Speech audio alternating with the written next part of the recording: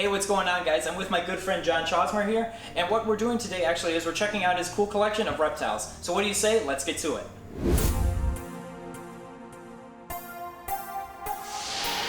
My name is Nick Pulaski. Ever since I was young, I've had two passions, wildlife and filmmaking. My goal is to combine those two passions to make wildlife content. My passion for wildlife and my collection of exotic species is constantly growing. Come follow along as I pursue my goals of educating, inspiring, exploring, and conserving wildlife, all while having fun, seeing the beauty of our natural world. So John, just right off the bat, I just wanted to say thank you so much for having us here. This is my good friend Joe. He's actually manning the camera right now. Thank you so much too, Joe. So John, what do we got here? What are we working with? What do you got? Well, I'm primarily boa constrictors. Okay. So, I mean, I do have boas. I also breed ball pythons, Brazilian rainbow boas, Colombian rainbow boas, and Gila monsters. That's Okay. my main thing, but boas are my main love. Awesome. How long have you been into reptiles and breeding them? Oh, I've been breeding now 27 years. I mean, I've been into it obviously since I was a kid, Yeah. 10, 12 years old, but yeah, I've been into it almost all my life. I've been breeding the last 25, 26 years. Okay. Would you start with boas or? Started with boas. Okay. Awesome. Boas have always been my love. Yeah, I can tell. I'm like a kid in a candy store right now. I mean, we've been good friends for like 6, 7 years now, and I mean, finally getting to see your places is just really exciting. Glad you finally made the trip down. Yeah, this is a great one-day trip thing. So, what did you want to bring out first? So you wanted to show us some of your hatchlings that you've had so far. Yeah, we just had a litter born the other day. Do you want Okay. to step over here and show you that? Yeah, what's going on with There's your nothing super major. I mean, Okay. it's just a small dinker litter I was dealing with. It was, some type B stuff with albinos. I didn't hit real well on the albino genes. Yeah. But, we got some normals here. We got some albinos here. Obviously, these are about a week old. Okay. So they haven't even shed yet. But they're all looking pretty. So now, when do they normally start taking their first meals? Once the boa is born, you're looking at 10 to 14 days before Okay. they shed their skin. Okay. And once they shed their skin, because during that time they're soaking up all the yolk. Yeah. Because they got the big fat bellies. Right. And then I'll offer them their first meal a day or two after they're shed. So, Okay. They'll take a hopper bounce and off they go. Nice. That's really That's a awesome. good thing about boas. Boas don't usually refuse food. No, yeah. I mean, it looks like Medusa's hair in there. It's a good time. That's really cool. Now, also too, it's a litter, right? So they're not coming in like clutches of eggs or anything like that. They call it the live birth. They call a litter, and then they call the eggs clutches. Okay, really cool. Anything standout wise, that you're working with, that you're really excited about, or anything? We want to start with some babies. Yeah, start with some babies. Let's go Yeah, there. let's go over here. We'll cut through the racks here. Any holdbacks or anything like that? Yeah, I'm working with I do a lot of VPI stuff, a lot of call stuff, and I've got some sharp strain as well. Okay. But I'm huge into the VPI stuff, so I've been doing a lot of that with the snow genes and stuff like that. So first here, this is one of my prize litters this year. Holy cow. This is a VPI Suntech. Oh my So it's gosh. a VPI Hypo Aztec. Wow, that's insanity, man. That's really cool. Yeah, they turned out very nice. So now, it's called saddling, right? Yes. Yeah. So the saddling, will that get darker eventually, or will that lighten up? These should lighten up as the VPI gene keeps everything nice and light. Okay, gotcha. So it's kind of like a hypo-ish Right. kind of thing. Okay. Yeah, so I'll be hopefully working the anathrostic and the IMG gene into this here as well. Awesome. So it's all a work in progress. Awesome. So we have let's see, we got everybody hidden down here. Wow. This is a VPI motley jungle. Look how clean that pattern is. So yeah, they're very nice. Wow. I mean, I think I kept back this entire litter. Oh, really? Oh, yeah. Yeah. So these are all holdbacks then for you? Everything on this side of the room is holdback. Okay, Yeah. gotcha. So they turned out very well. So now for a boa, how long does it take them to reach sexual maturity? Boa should be slow growing. A lot of people Right. want power feed stuff, and Yeah. I try and slow grow all my stuff. But Good. Most of my males breed around 18 months, 2 years old. Okay. Females, even though some of them can be sexually mature at 3 years, Yeah. I don't breed them until they're 4 years. Okay. Just for the extra size. So I don't like to breed them young. Because you saw the litter on them and everything like that. I mean, it puts a lot of stress on the female. You know what I mean? Yeah, most people who breed strictly pythons and stuff. Yeah. You're looking at something that it has the eggs, and then as soon as the eggs are dropped, most people take the eggs and get that female back on food right away. Right. And with boas, you're looking at an animal that if you don't breed it, Yeah. it can live 25, 30 years. Right. But breeding these animals is actually very stressful on them, and it shortens their lifespan. I've got some females that are 10, 12, 13 years old, but I've got some females that will lay a litter and something happen and you lose her. It's an unfortunate thing. Nature of the beast. And, Right.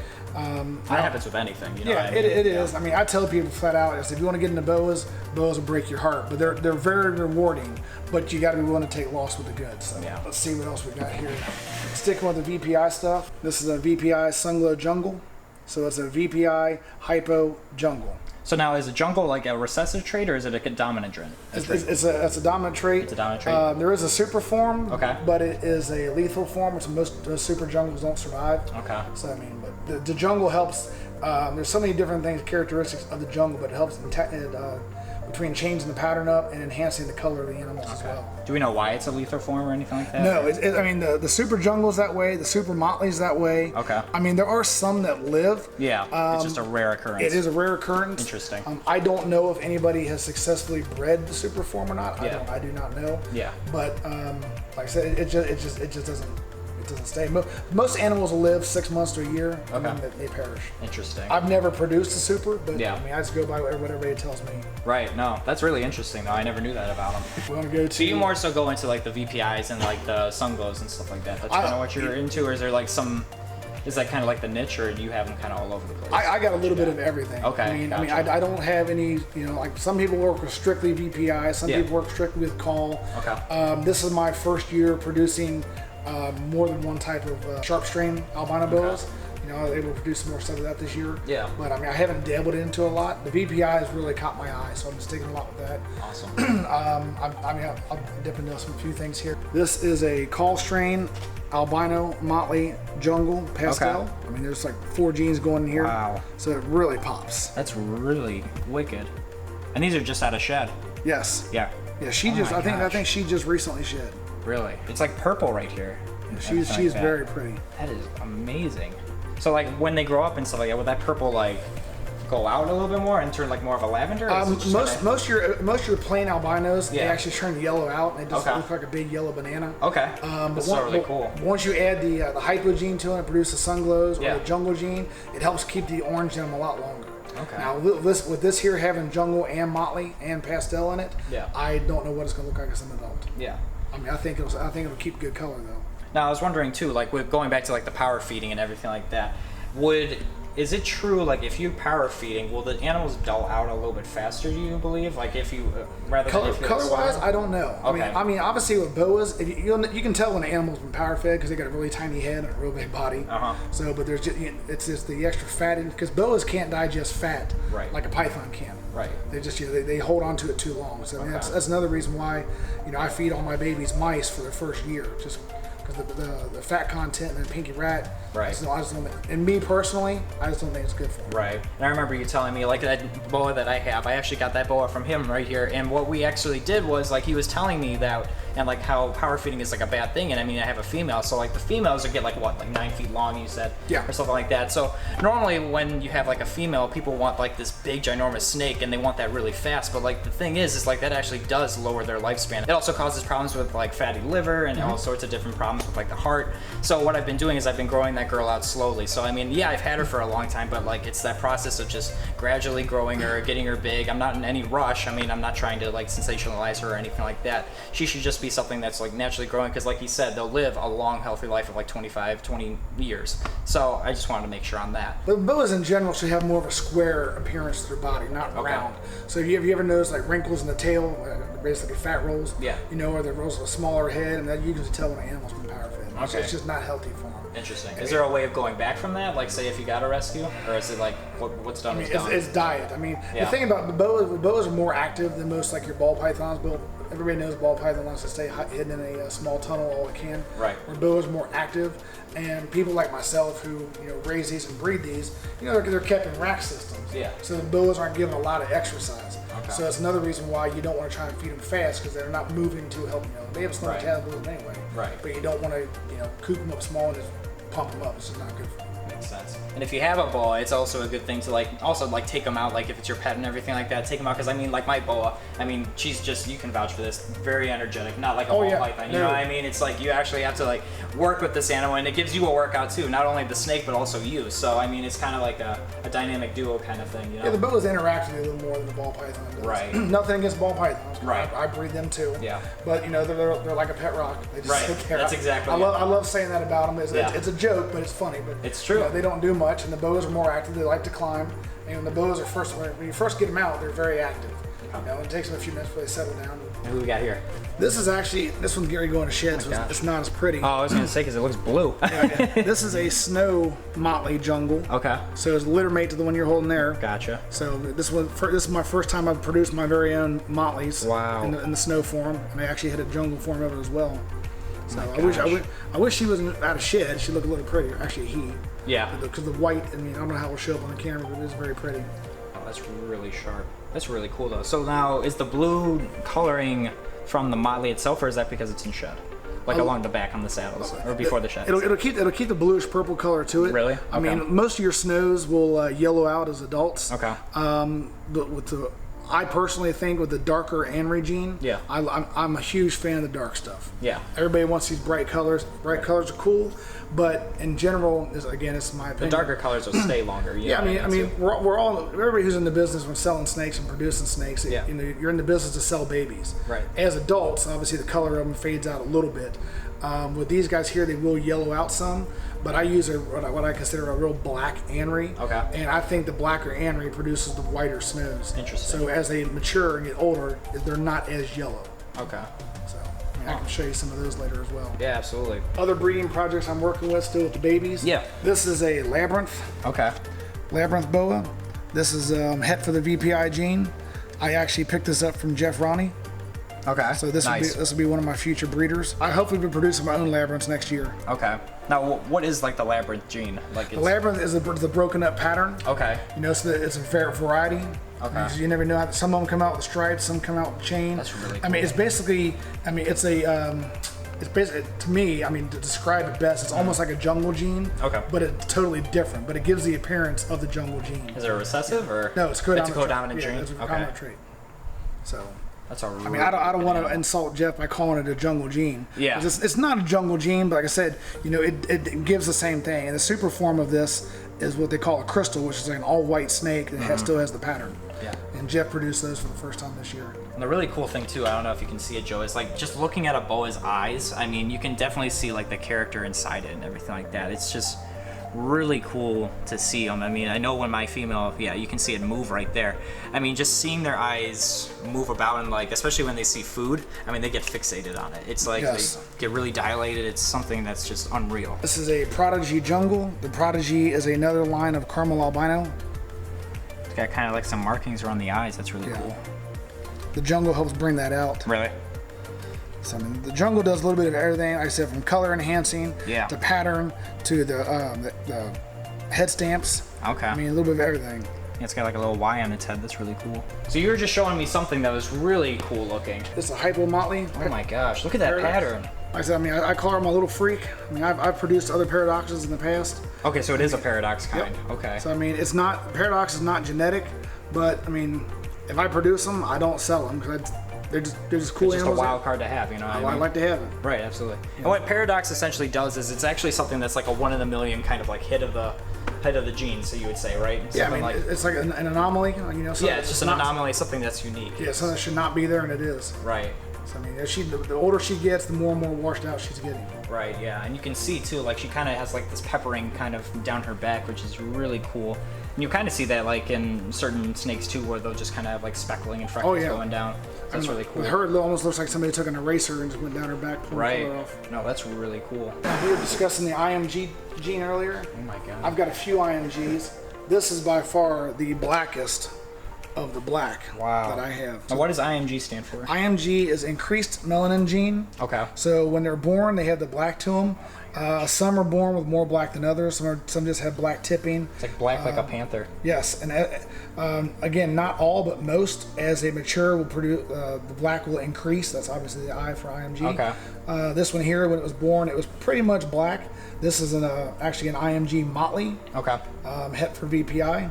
So you can still see some of the white spots around its back here. Wow. From the motley trait. Yeah. But yeah, he is. And will that like keep going away with the melanin? Or is that, it's, I said when it was born. Just keeps darkening. Yeah, when it was born, the spots were more white, more predominant. You can actually see the whole motley trait in it. Okay. And like I said, he's going on 2, and he's just it's just fading quickly, and the iridescence is incredible. Oh my gosh. And this is what I mean by saying like they have such a personality. Like they're just moving around, very curious. love to go. I mean, they'll give you a workout when they're bigger. So Oh, if yeah. you're thinking about getting a boa, always keep that in mind too. You're getting something that's Gonna get size. to it. definitely gonna get some size and some energy to it. I mentioned I love the dark stuff. Yeah. So this is nothing super fancy, just an anathoristic motley. No, but that tail though. Yeah, it's incredible. And some of the motleys, they said they're if you're breeding like head to head or possible head to whatever. Yeah. Some of this with the motley itself being a dark trait. Yeah. Sometimes it's hard to pick out the aneries from the normal motleys. Yeah. But I mean, if you hold it under the light just right, you can see the blackness on them, so there's no doubt.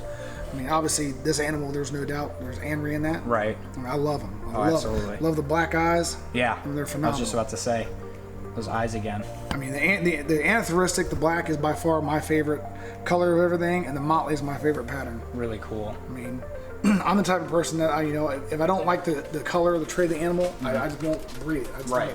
It's got to be something I like. Right. You got to have a lineage going of Yeah. some like I quality. mean, I'm not going to chase a project that I don't like and then be stuck with a bunch of animals. I'm like, why did I get into that? Right. I want makes sense. Yeah, I want what I like. And that's how it normally should be, honestly, too. Is like breed for what you prefer. You know what I mean? It's like, yeah, people are going to be like, yeah, the market wants this or something like that, or people want these certain genes. But like, also, you have to. This is for you too. You know what I mean? You're making the investment in this, so do what you like. You know what I mean? I mean, and it's the thing, you don't want to chase a project, Right? Because if somebody else produces something and you're chasing it, Right. you're going to get it, but you're just you're not going to get there where you want to be then. So I mean, Right. I tell everybody, find what the number one question you get all the time is like, hey, what should I breed to this? I mean, breed what you want to produce, breed Right. what you like. Don't go chasing projects. If you chase a project you don't like, then next thing you know, if something happens to that project, or you produce it, or you can't sell it, or whatever, you're stuck with animals that you don't like. Right. So I mean. It's bad for you. It's bad for the animal. You gotta get enjoyment out of it. Oh, exactly. Like this is a pastel, Hypo jungle monster tail. The monster tail is like a pastel lineage. This to me, this is a beautiful animal. Yeah. I mean, it's not. I mean, it's blushing with color. It's not an albino. It's not snow. But the color on this thing is amazing. But really cool. I mean, if I produce 50 of these, I would keep every one of them. I see. Go. I mean, I just love the color on these guys. So I mean, if somebody doesn't like the darkness of that, they're going to go, I don't like the dark. But I mean, they say, oh, the money in that's great. But if you're stuck with them, they're like, yeah. They want to dump them, and I'm like, what? Produce what you want to produce. Right. That's what makes it fun. Produce what you want to produce. You can see kind of like a pinkish red, like salmon color going along the sides. That's really cool. I mean, I showed you the snow motley jungle over here. Yeah. Which that is, obviously two genes, the anathoristic and then the call strain albino. Okay. Where, I mean, if you go into the VPI line, which is the caramel albino, Yeah. this animal's in shed, so it's going to do no justice on the camera. Oh my gosh. I said, don't mind it's faded for being in shed. Right. But this is the VPI Snow. Okay. So then this is all going to be a little bit darker because Yeah. it's not in shed. When they're born, they got that white, gray, almost a purple hue to them. Okay. As they become adults, it's almost like it almost looks like a really light anery because it's just white and gray. Right. And I know it's in shed. You can see the blue in the eyes, but I mean, still, those eyes are just really cool looking. Beautiful animal. Yeah. Well, that's really sharp. Now the odds to hit something like that, are they pretty good? You know what? When I first produced mine, I mean, I was breeding head to head, and so the odds were 1 in 16. Yeah. And I produced three Okay. out of 20 something babies. So I was Yeah. very tickled to death with that. Okay. So on average, like for an average litter, how many babies do they normally have? Most of my females drop in the high teens, low 20s. Yeah. The biggest litter I've ever produced was 42. Okay. I know out of the litter I produced, a buddy of mine, I sold some babies to him, and he had a female he raised up and had 49. Okay. I think Peter Call holds the record of like 72 or 74 out of a boa, which is a lot. That's a lot. I mean, 42, I'm happy with 42. Right. I don't blame you. Mid 20s, I'm great mid 20s. Right. It's all good. No, that's really cool though. VPI Motley, year old. So you can see the good colors on that, the caramel albino. And really thick saddling on yeah. it too. And like I said, even though I like the dark stuff, even though the caramel albino is still dark, it's not that just yellow, it's the caramel color. Yeah. So this is what gives you the purple hue on the snow version of it. Okay. So incredible animals. Interesting. So with like BCI, what does that essentially mean with the I? The BCI obviously is locality. You have BCI and BCC. Yeah. BCC, boa constrictor constrictor. BCI is boa constrictor imperior. Okay. Or imperator. Everybody pronounces it differently. Right. And they just recently changed that. Okay. To be just plain old BC and BI. Really? Yeah. I didn't know that. They did. They changed it. They it's supposed to be, instead of being two subspecies, it's just two different species. Oh, okay. So I think they just changed that in the last year or two. Okay. Where are the two species essentially from then? Central and South America. Okay. I mean, obviously, the Colombia on the Colombia side. Right. The BCC are on the west coast side of the Andes. Okay. That's the only that separates from the Andes. Okay. Andes Mountains. Interesting. Well, John, this has been awesome. Thank you so much. And thank you guys so much for watching today's video. If you could do me a couple of favors, if you could like this video and subscribe to my channel, I would greatly appreciate it. As well as if you could hit that notification bell so you know when I upload. And I'll leave links down below to John CHAUSMER's stuff. It's John CHAUSMER Reptiles, so you guys can check him out as well. And I'll leave links down below too, so you can check out my social media as well. And until next time, I will see you guys soon.